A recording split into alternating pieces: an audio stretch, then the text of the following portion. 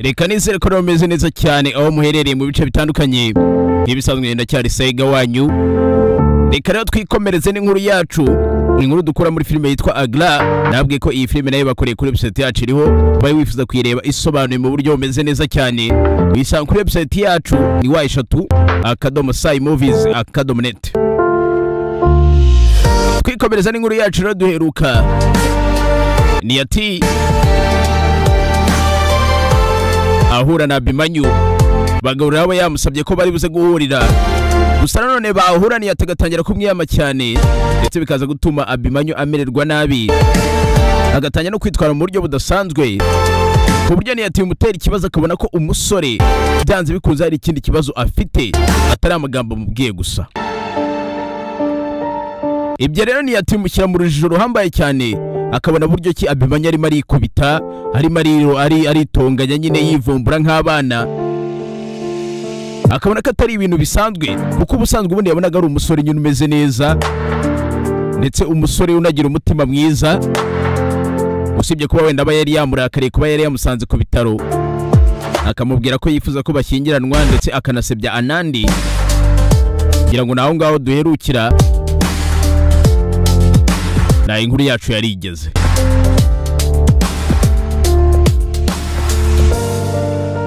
Hanyuma rero twitangira na episode yacu ya 4 n'ubundi. Episode yacu ya 4 itangira Abimanyu nyuma yo kwivumbura, amaze kwitwara nabi gutyo, amaze kwitwara nk'abana, yurira moto yakagenda. Saira agatangira kubwira ni ati ko bakwitahira bakajya mu rugo, umusore akamwihorera akagenda. Kabaye nubwo ni ati we abona ko umusore ababaye cyane ndetse ari kwitwara mu buryo bidasanzwe, bikamutera ikibazo no kwibaza byinshi. Muri aho kanya rero tutatubonana none Abimanyu ageze ahari telefone, zino telefone zo ku muhanda ugenda ugishyiramo igiceri cyase ukishyura ukaba wabasha kuba wahamagara. Abimanyu rero agera ahari telefone ariko agasanga afite inote nta giceri afite, kandi zera telefone murabizi hari izijyamo nyine ibiceri, ugenda ugashyiramo igiceri. Nibwo rero areba ku ruhande agahita abona umusaza uri gusabiriza yicaye hanze ku muhanda, imvura irimo iragwa, akamuha inote kugira ngo umusaza we amuhe igiceri abashe guhamagara. Abimanyu ahereza uwo musaza inote, umusaza akamuha igiceri akagishyira muri telefone agahamagara, ndetse anahamagara nta handi abahamagaye mu rugo, telefone yitabwa na mama. Ahita atangira kurira cyane atakira mama amubwira ko ngo nanone yamubabaje. Gusa mama bikamucanga, agatangira kumubaza uwo yababaje arinde kuko mama we ntago abazi ibijyanye na Niyati. Gusa Abimanyu we akomeza amubwira ko n'ubundi ariko bigenda, abantu bose akunze, abantu bose bamuje iruhande birangira bababaje. Akomeza abwira mama ko yagiye guhura na Niyati kugira ngo amubwire ko amukunda, amubwire ko amwiyumvamo, ariko none bikaba byarangiye amubabaje cyane. Muri aho kanya mama agerageza kumuturisha, akagerageza none no kumubaza aho aherereye kuko bamaze igihe bamushaka baramubuze. Agerageza kumubaza aho aherereye ngo arebe ko bajya kumureba, ariko Abimanyu ntamusubize, ahubwo agakomeza amubwira ko yababaje Niyati kandi yifuza kumubwira ko amukunda.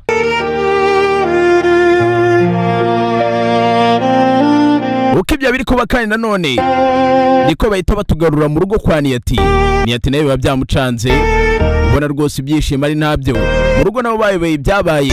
Saira ari kugerageza kubasobanurira uburyo byagenze, ababwira buryo ki umusore yaje ku bitaro akamubwira ko rwose amukunda.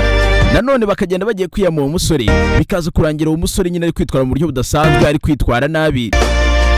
Uko rero Saira bari gusobanurira ababyeyi ba Niyati ibyo ngibyo, Niyati we aho bahagaze ku ruhande ubona ko nta kintu ashaka kuvuga, ibintu byamucanze. Aba ari kwibuka umunsi wa mbere ahura na Abimanyu, wa munsi umutaka uguruka ugafatwa mu giti bikarangira Abimanyu aje kumanurira mu mvura.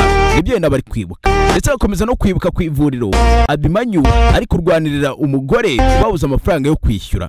Yego ibyo ngibyo twarabibonye, narabibasobanuriye muri filime muri episode zabanje. Rero nibyo Niyati hano aba ari kwibuka, akomeza kwibuka ibikorwa Abimanyu yagiye akora. Gusa none bikaza kurangira none atangiye kwibuka uburyo cy'umusore yitwaye nabi, akitwara nk'abana, akamena ibintu, akirakaza, kandi nta bintu byadanje n'ubundi bari bamubwiye. Ubwo rero papa yegera umukobwa we, abona bisa nkaho ari kure mu bitekerezo. Abimanya agahita asa nkaho n'ubundi yongera kumubona yivumbura agenda. Gusa agahita abona ko papa yari ari kumuvugisha muri ruhande ahubwo atamwumvaga ko yari ari kuri mu bitekerezo, ndetse agahita abona ko n'agatasi k'icyayi yari afite mu ntoki kamutwitse mu biganza ariko atigeze abimenya. Papa aratangira kubwira umukobwa we ko nta kosa afite, kuba uwo musore yaba nyine yari arwaye, ibi byamubwiye ntabwo yari akomeje cyane, amwiyama kugira ngo arekere kumugendaho. Gusa we aba ameze nk'aho ari kwishinja icyaha, akamubwira ati uriya musore ntabwo ari kuba yemerewe kuri yo, ntazi kumubwira amagambo namubwiye. Nibyo koko wenda yari ari kungendaho antesha umutwe, ariko none uburyo namubonye ameze, nabonye arwaye akeneye ubuvuzi, atari umuntu wo gutereranwa gutyo gusa. Niyatakomeza kubabwira ko ari inshingano ze kuvura abantu, mbibutsa abari umuganga ko ndetse atabona umuntu urwaye muri wa buryo ufite uburwayi bumeze kuriya ngo amutererane ku muhanda gutyo gusa amwihorere. Abwira Sayira ko yifuza gusubira gushaka uwo musore kuko yamusize ameze nabi cyane, ndetse akomeza ababwira ko haramutse yagize ikiba kuri uwo musore wenda akaba yakwiyambukira akigirira nabi akiyambura ubuzima cyangwa ibindi, atazigera abasha kwibabarira na rimwe. Ibi byose aba ameze nk'uri kwishinja icyaha kubera amagambo yabwiye Abimanya, akabona Abimanya amerewe nabi. Gusa papa akomeza agerageza kumwumvisha ko atari ngombwa akajya gushaka uwo musore kuko uwo musore ntago baziranye, nimba kandi anarwaye akaba yamubwiye amagambo makeya bigatuma umusore amererwa nabi. Icyo ngicyo atari ikibazo cye, ari uburwayi bw'umusore. Mama nawe bisa nk'aho atabyumva, atifuza ko umukobwa we yasubira ku muhanda ngo ajye gushaka uwo musore, byuzuye wenda amusaba imbabazi cyangwa se amenye aho ari ngo bimeze bite, amenye nimba kuko yabashije gutuza kuko aba yamusize ku muhanda amerewe nabi. Gusa we ababwira ko byaba byiza bamuretse byuzuye akajya gushaka uwo musore bwa rimwe, akareba ko byuzuye ameze neza nta kintu kibi yakoze kubera agahinda yamusigiye, ndetse ababwira ko atazigera abasha kwibabarira haramutse hari icyabaye kuri uwo musore. Papa rero aramwemerera akamubwira ati nta kibazo, wowe genda ushaka uwo musore, urebe aho ngaho mwahuriye, aho mwamusize ku muhanda, urebe nimba koko nta kindi kibi cyamubayeho, nusanga ameze neza ugaruke hano mu rugo.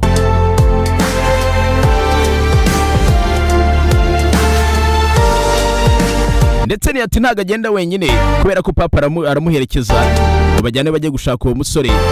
Naho kanya bahita batwereka Abimanyu ageze ahantu hari urusengero aho baje gusengera, ndetse bigaragara ko atakibabaye cyane nka mbere. Uko bamutwereka ari mu rusengero niko Niyati na Sayira ndetse na papa we bahita bagaruka kuri ka kaduka k'umwana wicuruza icyayi ku muhanda aho baba bahuriye na Abimanyu kare, bagatangira kumubaza nimba umusore wari uri aho ngaho kare yaba yigeze kongera kuhagaruka cyangwa se yagiye burundu. Biba bisa nkaho Niyati ahangayitse cyane, gusa bamubwira ko uwo musore ubwo Abimanya bavuga atarongera kuhagaragara, atarongera kuhagaruka. Ndetse uko bari kumushaka gutyo barongera bakatwereka nanone ku rundi ruhande Abimanyu ari kugenda azenguruka mu nsengero zitandukanye, akagera mu bakristu, akagera mu bayisilamu, akagera ndetse no mu yandi madini atandukanye. Bibutsa ko buriya mu Buhinde hari ukuntu bagira imyizerere itandukanye ku buryo usanga nyine hari amadini atandukanye bafite imana bagenda basenga zitandukanye. Ayo madini menshi rero agenda yanyuramo, bagenda bamutwereka agenda yanyuramo, anyura mu madini atandukanye bisa nk'ari kugenda asenga, ariko none agahinda kigafite gusa atakiri kwivumbura nka mbere.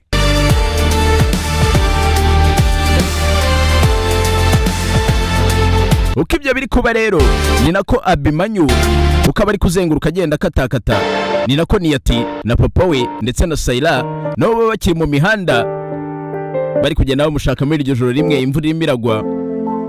Abimanyu rero hari urusengero yinjiramo agasiga aparitse moto ye hanze. Mu nzira Niyati arimo aragenda abona ahantu haparitse iyo moto, kubera ko iyo moto aba yizi, aba yayibonye ko ariyo Abimanyu aba agendaho.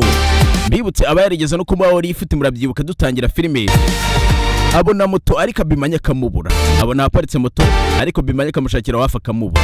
Ndetse ni nabwo bahita batwereka Abimanyu ari kumnyura hakurya ye, inyuma ye, kuko Niyati aba yitwikiriye umutaka ntabashe kubona ko umusore ari kunyura inyuma ye. Birangira baburanye muri ubwo buryo, bikarangira badahuye.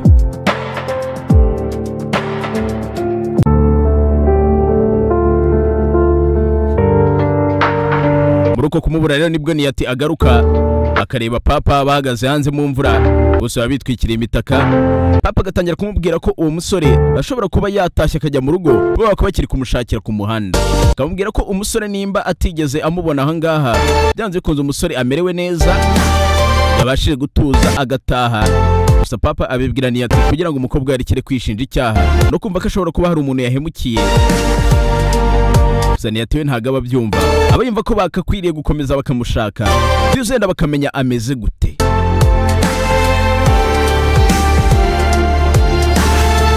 Ndetse muri ako kanya batugarura mu bitaro bwakeye. Bwakeye bakatugarura muri bya bitaro Niyati akoramo we na Sayira baje mu kazi mu gitondo cya kare bagenda bakomeza kubiganiraho.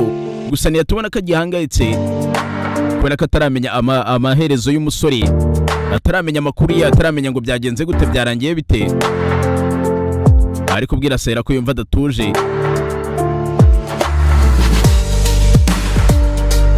Ndetse nibwo Niyati bahita bamubwira ko Dr. Anandi amushaka mu biro bye ngo hari ibyo ashaka ko baganiraho. Ubwo muri ako kanya Niyati yerekeza mu biro bya Nandi. Mu kugera mu biro bya Nandi asanga amatara yose ajimije ariko televiziyo irimo iri kwaka. Ndetse televiziyo iri kwaka irimo amashusho ya Abimanyu, mama wa Abimanyu ndetse na onkire wa Abimanyu. Bisabukuru y'amavuko ya Abimanyu aho baba bari gusangira keke bamutamika keke. Asanga ngo ari amashusho ari muri televiziyo iri muri ofisi ya Nandi. Muri ako kanya atangiye kuryoherwa no kwitegereza ayo mashusho bahita bacana amatara. Ndetse mu gucana amatara hari uhita akora kuri Niyati amuturutse inyuma. Umukoraho nta wundi ni mama wa Abimanyu, wa mubyeyi twabonye uri guzenguruka ashaka Abimanyu. Ndetse na Dr. Anandi abahari na onkire wa Abimanyu nawe abahari muri icyo cyumba. Muri ako kanya rero mama wa Abimanyu ahita atangira kuganiriza Niyati akamubwira ko ubundi yari yashize imyaka myinshi cyane umuhungu wabo yirirwa yirukanka abahunga ariko atigeze agerageza kugira umuntu n'umwe agira inshuti ye. Abwira ko rero kuba umusore wabo yari yifuje ko baba inshuti byuzenda ari we muntu yari yizeye. Ndetse akomeza amubwira ko umusore we afite uburwayi bwo mu mutwe gusa nanone yahunze akanga kuvurwa. Anamubwira ko impamvu yahunze akanga kuvurwa ari uko iyo amerewe nabi bituma ababaza abantu bamuri iruhande, abantu akunda cyane, ndetse akababaza nawe ubwe atari kubitekerezaho nyine kubera ko urumva aba yamerewe nabi, aba yarwaye. Rero ibyo byose Niyati baramusobanurira bakamubwira ko rero kugira ngo bafatishe Abimanyu aze bamuvure byagoranye nyine kubera ko aba yirukanka abahunga adashaka kuba iruhande rwabo kandi abakunda kuko aba yumva ko ashobora kubagirira nabi mu gihe yaba yongeye kuremba. Rero basobanura Niyati ko nimba umusore wabo wo byuzenda yari yamwizeye akifuza ko baba inshuti ari ikimenyetso cyiza cy'uko umusore wabo ashobora kongera kuba bamubona bakoresheje Niyati, kuko urumva Abimanyu aba yagaragaje ko yizeye Niyati. Ndetse mama asaba Niyati ko yamufasha kugira ngo bagere kuri Abimanyu babashe kumufata ubundi bajye kumwitaho bamuvure arekere gukomeza abahunga.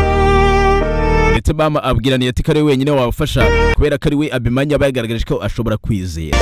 Nibwo rero Niyati nawe abwira ibyabaye byose akabwira buryo ki yagiye kumwiyama nyine zikari ibintu bisanzwe ari umusore agiye kwiyama ngo arekere kumugendaho arimo aramuteza iwabo, ariko bikaza kurangira Abimanyu atangiye kwitwara mu buryo budasanzwe agatangira kwikubita kwivumbura nk'abana. Ibyo byose ababivuga Anandi ku ruhande ahari. Ndetse mbibutse Anandi aba yaremereye mama wa Abimanyu ndetse na onkire we ko yabavurira umusore wabo ikibazo cy'uburwayi bwo mu mutwe afite akongera akamera neza. Rero Niyati ababwira ko Abimanyu yagiye ko ndetse yanasubiyeyo mu ijoro akajya kumushaka mu mihanda bikarangira amubuze. Mama aramubaza ati se yigeza gusezera? Niyati akamubwira ko atigeze amusezera ko nyine baherukana icyo gihe. Nibwo rero mama ahita amubwira ko ngo umusore we nimba yagiye atamusezeye ubwo byanze bikunze bazongera bagahura, kubera ko iyo agiye gutarukana n'umuntu burundu atifuza ko bazongera guhura ngaramusezera. Ndetse mama akomeza amubwira ko buriya impamvu nawe ahora yizeye ko azongera guhura na Abimanyu ari uko Abimanyu ataramusezera. Ndetse ngo uburwayi Abimanyu afite iyo muri we agusezeye akaza kubwira nyine ngo ndagusezeye ndagiye, umenya ko byanze bikunze mutazongera guhura, niyo hari ahantu mujyageje guhurira aragukwepa. rero iyo ataragusezera cyungo kiba ari ikimenyetso cy'uko ashobora kongera nyine kwifuza guhura nawe. iyo senda ashobora nko kuza kongera agahura nawe bwa rimwe akongera akakwiyereka cyangwa se mwanahura ntapfe kuguhunga gutyo gusa ngo yirukanke. Anandi leta zana igitekerezo cy'uko bashobora gukoresha Niyati akongera akajya kumushaka akara ko yahura nawe ko atamuhunga yamubona baba bari kumwe akaza guhita abandikira kugira ngo baze kuza bafate Abimanyu nyine bamujyane kumuvuza ubwo rwego mu mutwe abafite. Niyati rero yemera kubafasha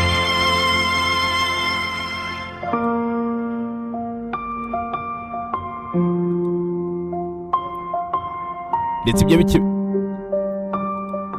ibyo bikimara kurangira nibwo bahita batwereka hano Anandi ari kuganira na mama wa Abimanyu. Mwene Dr. Anandi ari kuganira na mama wa Abimanyu amubwira ko umusore wabo baraza kumubona baraza kumufata ndetse baraza kumuha ubuvuzi akaza gukira akamera neza. Mama akomeza abwira Dr. Anandi ko rwose yishimiye ubufasha akomeje kubaha ko ndetse anamushimira kuba yemeye kubavurira umwana. Gusa mbibutse Anandi Dr. Anandi Abimanyu aba yaramukubise urushyi bari kwa muganga kamusebye imbere y'abantu. Rero hano bitangira kuducanga tukibaza niba koko Dr. Anandi ashishikajwe no kuvura Abimanyu cyangwa se ari uburyo bwo kumwihoreraho, ari uburyo bwo kwihimura ashaka. Bamasoza kuganira na Dr. Anandi agasohoka akagenda akamusiga muri ofisi ye. Muri ako kanya bahita batwereka mu mihanda Abimanyu kuri moto ye, moto n'ubundi akunda kugendaho ari kwerekeza aho bahuriye ejo ku mugoroba, aho yahuriye n'umukobwa. Ukaba ari kwerekeza rero mu nzira ziganayo nibwo nanone Niyati ahita agera kuri ka kaduka gacuruza icyayi ku muhanda aba yarahuriye n'umusore bwa mbere cyagiye mu mvura mw'ijoro.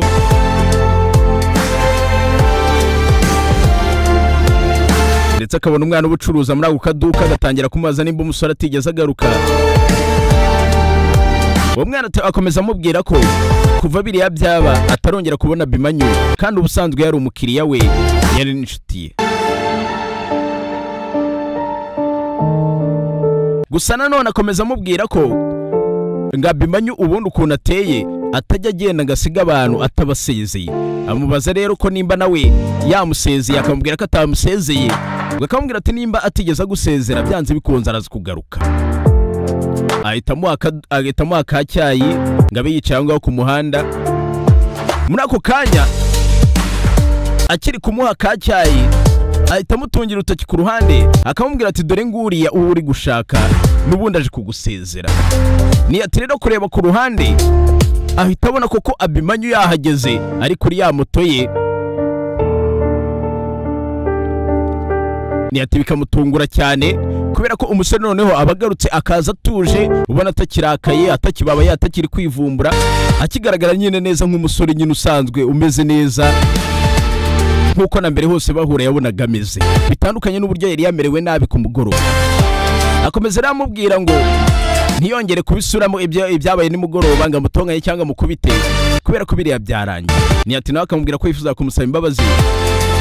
Gusa Abimanyu nawe amubwira ko nta ribi rwose ibyabaye nyine byabaye byarangiye, ko ndetse ngo n'umubano wabo w'urukundo rwabo inkuru y'urukundo rwabo yese irangirira hariya. Gusa Niyati bikamucanga. Nibwo Niyati ahita akuramo telefone agatangira kwandika akamesaje akandikira mama wa Abimanyu amubwira ko Abimanyu yamubonye akanamwandikira aho baherereye kugira ngo baze bamusange abashe kumufata bajye kumuvuza.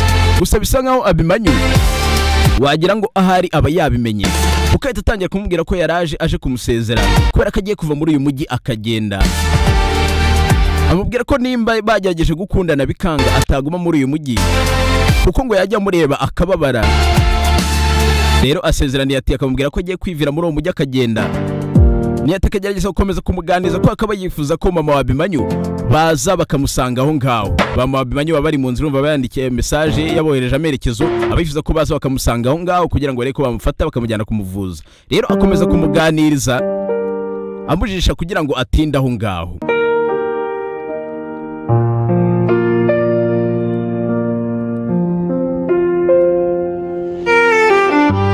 Nibwo rero gukomeza bagirana icyo kiganiro bitangira gusa nkaho Niyati nawe atangiye kuryoherwa no kuganira n'umusore. Umusore akomeza amubwira inkuru zitandukanye, amubwira buryo kibo ibintu baba bashaka bari bitandukanye, amubwira ko Abimanyu we ubwo nyine abari kubwira Niyati, Abimanyu bari kubwira Niyati, amubwira ati ngewe nifuzaga urukundo, nifuza ko twagenda tukibanira tugakundana, ariko we ntago ari byo washaka, we washakaga ubushuti. Bivuze ngo ndamutse ngumyano muri uyu mujyi najya nkubona nkababara ko nyine nifuza urukundo, wowe ukaba wifuza ubushuti. Niyo mpamvu rero ngiye kugenda nkava muri uyu mujyi nkava hano nkagenda. Gusa muri ako kanya ntago Abimanyu abwira Niyati umujyi yifuza kujyamo naramuka avuye aho ngaho ngagende. Nibwo rero muri ako kanya bahita batwereka imodoka irimo mama wa Abimanyu na uncle we baparitse muri ako gace. Neza ni iruhande rwaho Niyati na Abimanyu baba baherereye, ndetse ni naho ngaho episode yacu ihita irangirira. Ubwo tugasigarana amatsiko yo kwibaza nimba koko Abimanyu araza gufatwa akajya kuvuzwa, cyangwa se ari buze kugenda akava muri uwo mujyi mbere yuko ahura na mama we. Ndetse biba bitangiye no kugaragara nkaho Niyati nawe atagiye kuryoherwa nuko bari kumwe n'umusore. Reka nkutse ko rero iyi ngiyi ari inkuru dukura muri filime yacu, filime yitwa Agla. Uramutse wifuje kuyireba mu buryo bwiza isobanuye, wayisanga kuri website yacu, ndetse ni website usangaho n'izindi filime zitandukanye zisobanuye, ni wa3.movies.net. ndetse nkubitse ko kuri iyo website filime n'ubuntu. Hanyuma ubanze urebe ko wakoze subscribe kuri YouTube channel kugira ngo utazacikwa n'ibice bikurikira. Nge mwari kumwe na Lisa Igawanyu, ubwo duhure muzikurikira. Ciao ciao.